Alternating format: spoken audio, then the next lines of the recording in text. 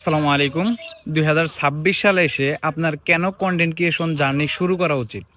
২০২৬ সালে এসে আপনার কনটেন্ট ক্রিয়েশন শুরু করা উচিত এজন্য যে কনটেন্ট ক্রিয়েশনে আপনি একটা প্যাসিভ ইনকাম পাবেন। যদি আপনি ব্যবসায়ী হন বা আপনি যদি চাকরিজীবী হন তাহলে আপনি এই কনটেন্ট ক্রিয়েশন করে অন্য একটা প্যাসিভ ইনকাম জেনারেট করতে পারবেন এই কনটেন্ট ক্রিয়েশনের মাধ্যমে।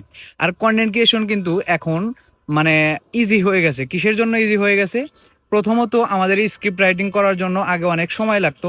২ ঘন্টা ৩ ঘন্টা সময় লাগতো শুধুমাত্র স্ক্রিপ্ট রাইটিং করার জন্য। বাট এখন আপনি ক্লড বা বিভিন্ন ধরনের এআই আছে এইগুলো দ্বারা কিন্তু আপনি ভালোভাবে কনটেন্ট জেনারেশন করতে পারবেন বা কনটেন্ট আইডিয়া জেনারেশন করতে পারবেন। তারপরে দ্বিতীয় ধাপ হচ্ছে যে আমরা কিভাবে একটা ডিসক্রিপশন লিখতে পারি না, টাইটেল লিখতে পারি না।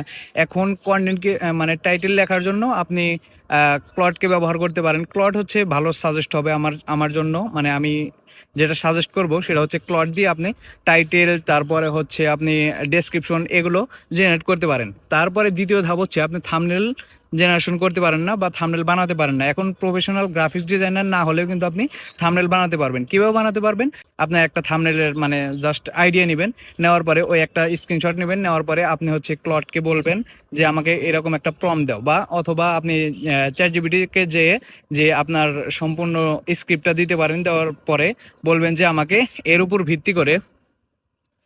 ভিত্তি করে আমাকে একটা হচ্ছে থাম্বনেল ক্রিয়েট করে দাও। তাহলে কিন্তু চ্যাটজিপিটি আপনাকে অনেক সুন্দর থাম্বনেল ক্রিয়েট করে দিবে। এই ছিল আজকের ভিডিও। যদি ভালো লেগে থাকে অবশ্যই সাবস্ক্রাইব করবেন।